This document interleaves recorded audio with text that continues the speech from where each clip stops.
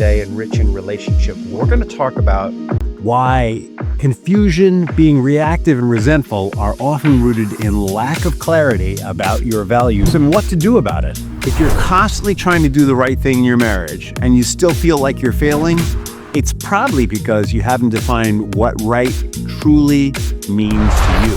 When you consistently act from your values and you feel grounded, even when you disagree with your wife, she will treat you with respect. Welcome to another episode of Rich in Relationship. I'm your host, Rich Heller, and today we are talking about uncovering your core, identifying your values and guiding principles, and why this is so important, why this is so vital. Think about it. If you're constantly trying to do the right thing in your marriage and you still feel like you're failing, it's probably because you haven't defined what right truly means to you.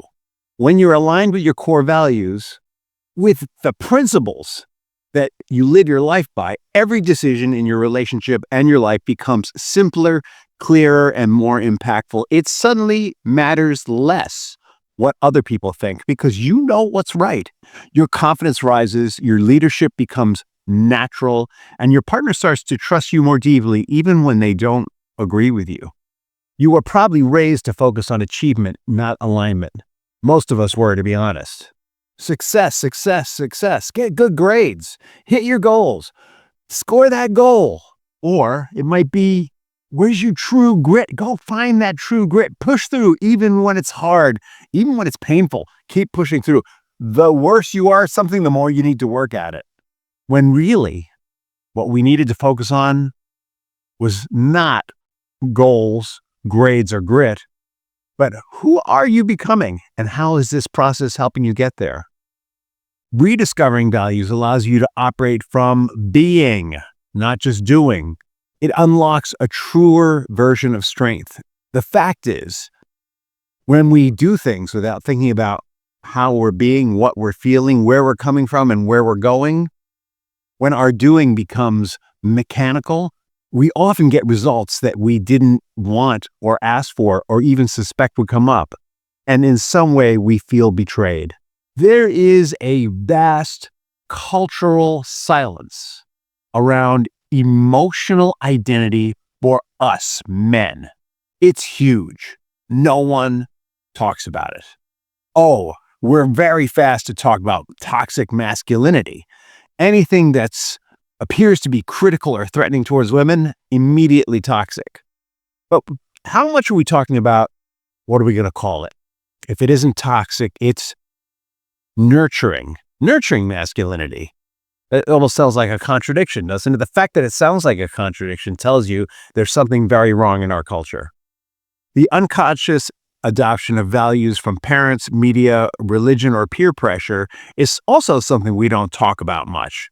But the fact of the matter is, from the age of 0 to 7, we are sponges, absorbing values from our parents, from our schools, from the media, from religion, and to some extent from peer pressure, depending on how far we move out of our family's orbit. And we don't think about this. It's just laid in automatically. And then when we walk into adulthood, a lot of that automatic stuff just kicks in and we don't really think about it. Well, it's time to think about it. I do a ton of work with men and women on values, and inevitably, people's inner values, when they finally discover what they are in contradiction to one another. They're in contradiction to one another because they've got old feelings of loss, old feelings of betrayal, old feelings of fear, and strategies that just don't work for them in life, behaviors that just don't work for them in life, and that makes them feel like their values are at odds with one another. But when we get our values out on the table, and when we let go of the old stuff, we have a clarity and a vision for moving forward that is virtually unstoppable. And that's what this episode is about.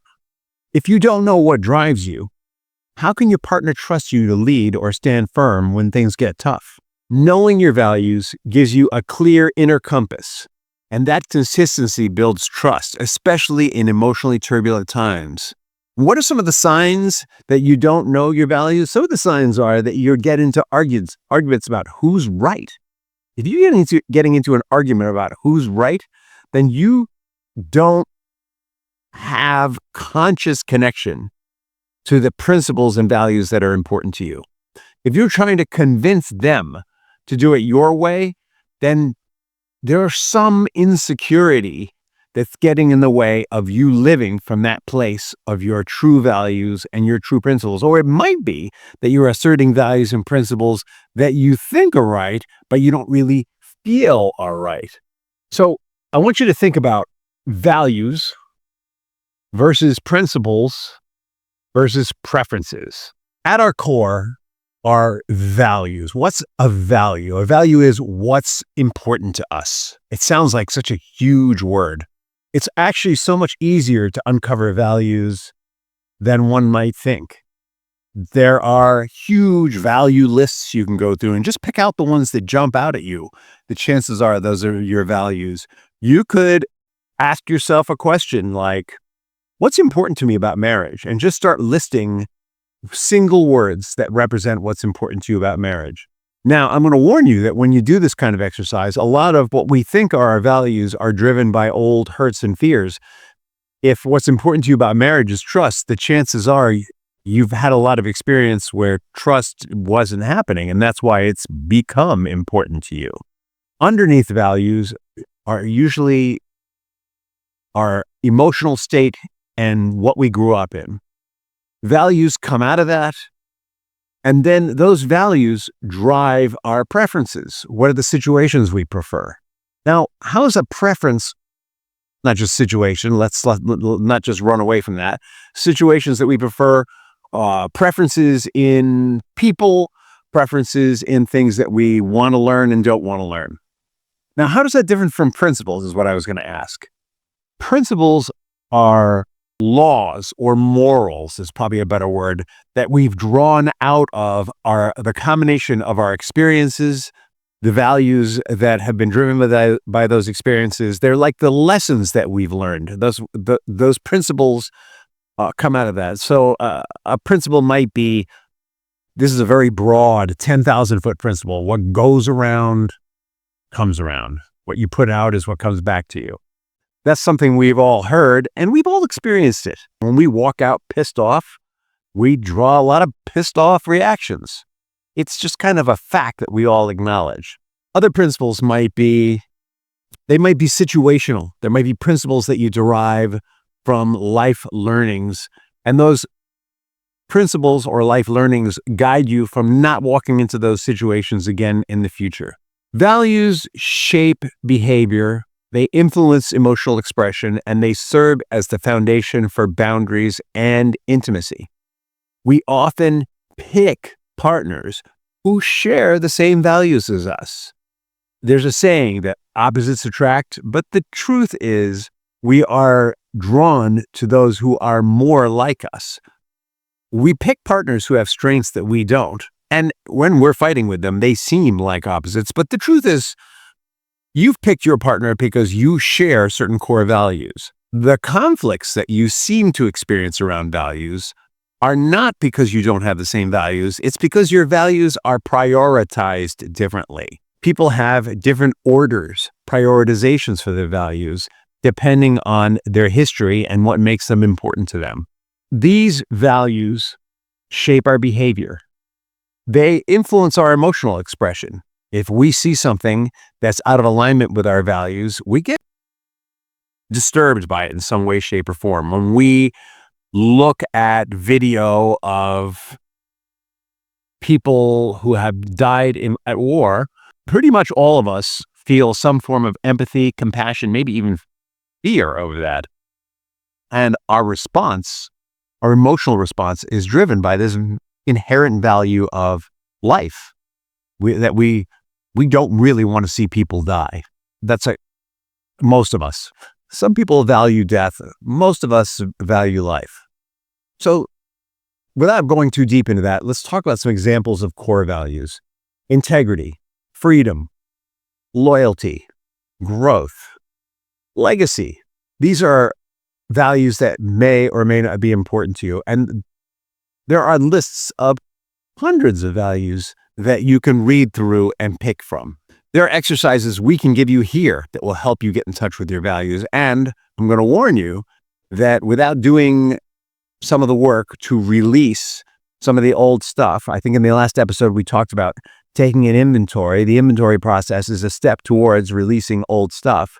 Without doing that, your values may be at war with each other. The question really is, how do you identify the values that are primary for you? Not just the ones that sound good, but the ones that are primary. If you list honesty or loyalty just because they sound right, you'll build a life that looks good but doesn't feel good. You can uncover your true values by reflecting on emotionally significant experiences, both painful and joyful. So here's a process. I want you to, let's sit down and take a deep breath together. Release it. If you're driving right now, you can keep your eyes open. If you're not, you might want to close them. Let's take another deep breath. If you're on a treadmill, I understand. You probably can't breathe in sync with me right now. Take a last deep breath. And I want you to think of moments that made you feel proud of yourself or someone else. What are the things that made you feel proud? And I'm going to list a few. I'm going to do the exercise with you. What the heck?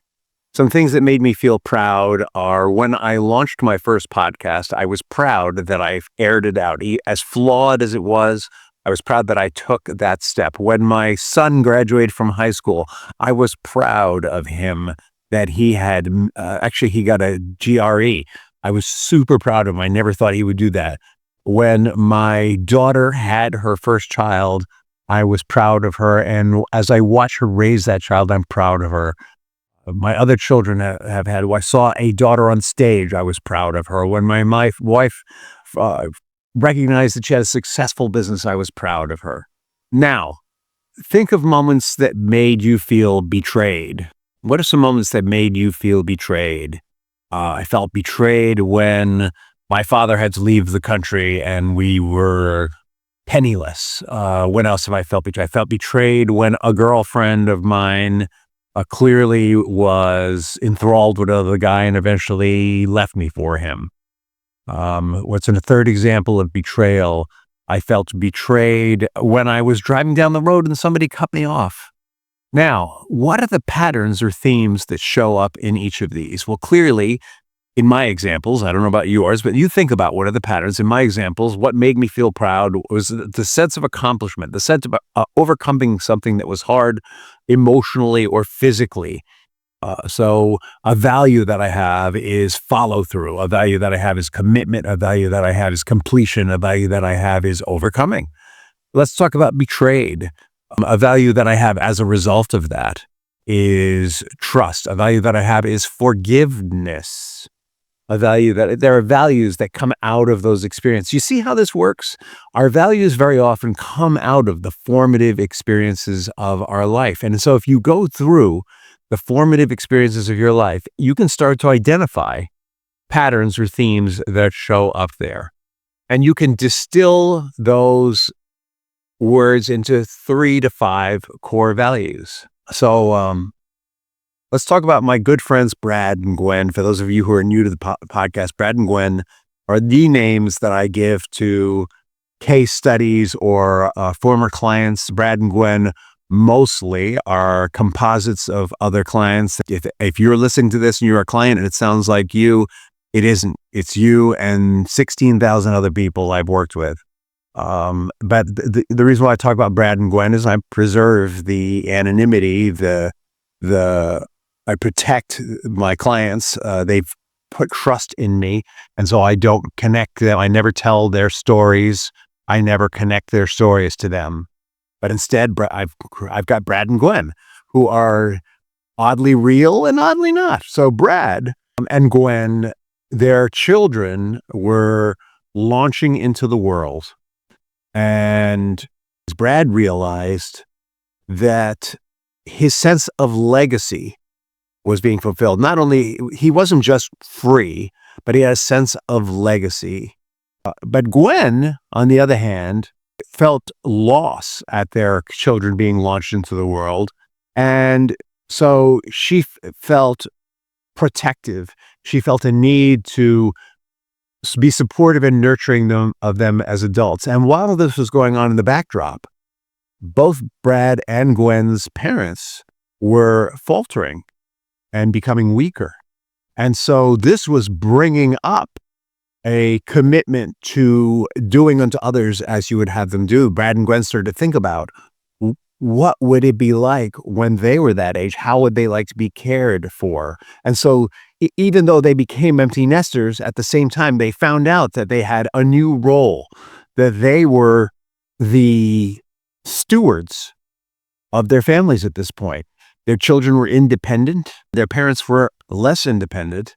And as in this new role as stewards, their job was to support their children in their growing independence and to be there for them as they have their own children, and to support their parents in their diminishing independence, to care for them, make sure that their needs were met, make sure that they were safe.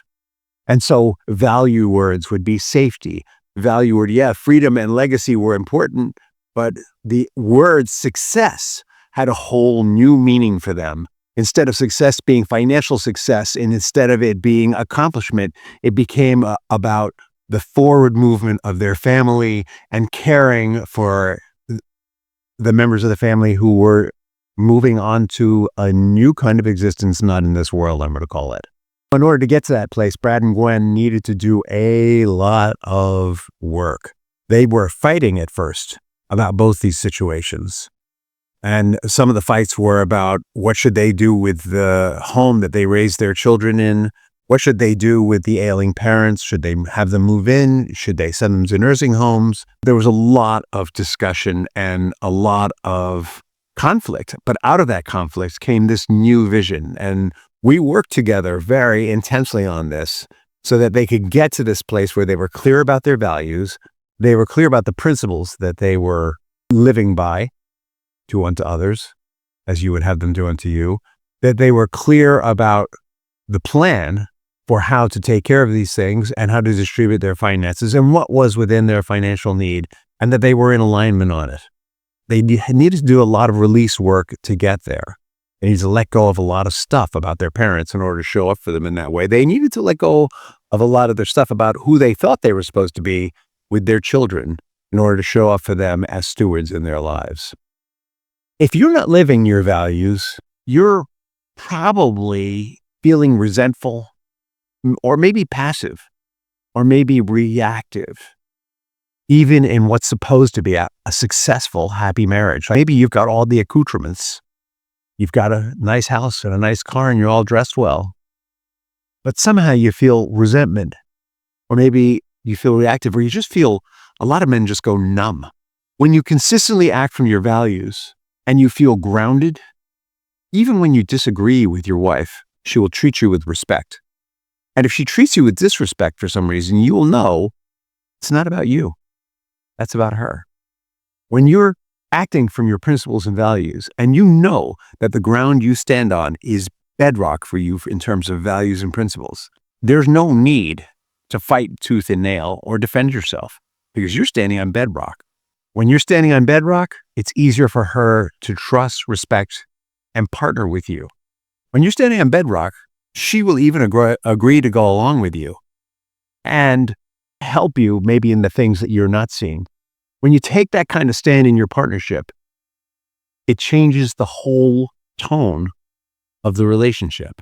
And so I'm encouraging you here to reflect on your values, reflect on your principles, and turn them into daily behaviors. Situationally, in the beginning of the day, if you're a praying person or a meditating person, start your day by thinking about, what are the situations that I'm walking into? What are the potentially challenging situations that I'm walking into? And how would I apply what's important to me, my values and principles, to each of these situations, particularly the challenging ones, so that I'm presenting my best self, my most in integrity self. And then at the end of the day, go through those situations and ask yourself, how did I do? Did I misstep? Did I behave in a way that was out of alignment with what I think is right or best? How do I need to set that right, regardless of the other person? Relying on those values will help you to have tough conversations. It'll help you to be humble in the face of other people's arrogance. It'll help you to say, hey, you know what? That thing I said, it wasn't right. And even if they don't own their side of it, you'll know your side of the street is clean and you'll be good with yourself. And if you're not, there may be some more work you need to do.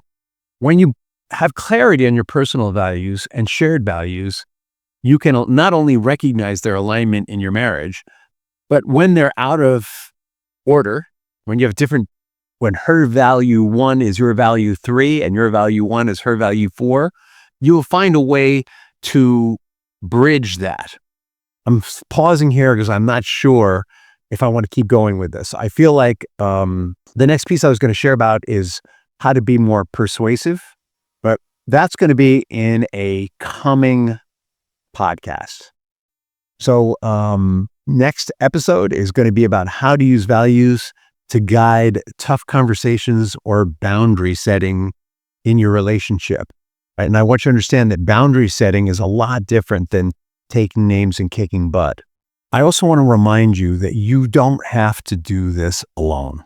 Here at Rich in Relationship, we are building a community that is dedicated and committed to having value and principle clarity, that's committed to building respect, love, safety, and trust in marriages. And that's not something that you see commonly in the world. It's not, right? The world is all about the right car, the right house, looking good at any age.